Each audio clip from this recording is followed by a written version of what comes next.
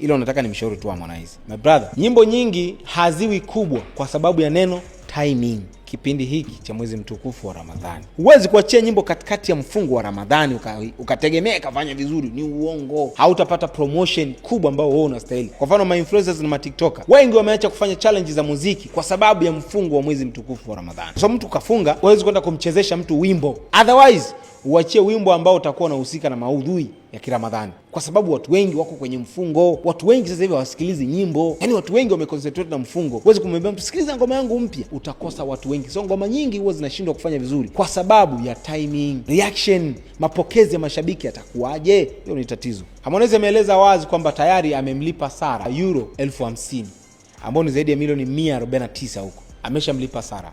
Kwa nini amemlipa Sara? Kwa taarifa ambazo mimi ninazo ni kwamba Harmonize na Sara alikuwa anamsaidia sana Harmonize wakati wako wote kwenye mahusiano.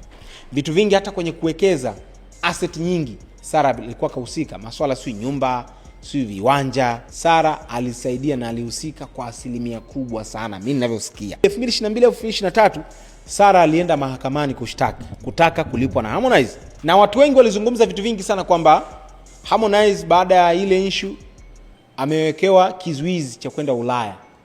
Kwa Harmonize hawezi kusafiri tena kwenda Ulaya. Taarifa ambazo mimi nilikuwa nazisikia.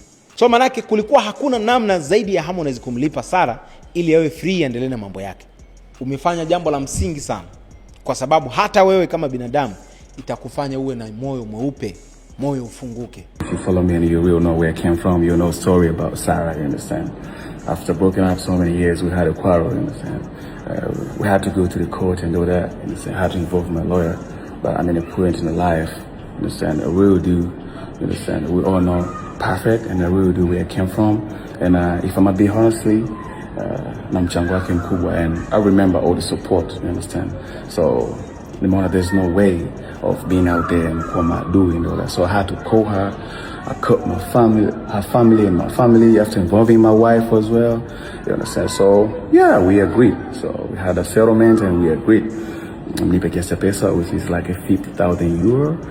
Sijui ni kama kiasi gani kwa pesa za Tanzania, but I'm glad and I'm super excited kuambia I have paid her and she's happy and her mom is happy. At the end of the day, money is not everything. I'm taking this video because I'm a public figure, kwa sababu kwa namna yote ilikuwa inafanya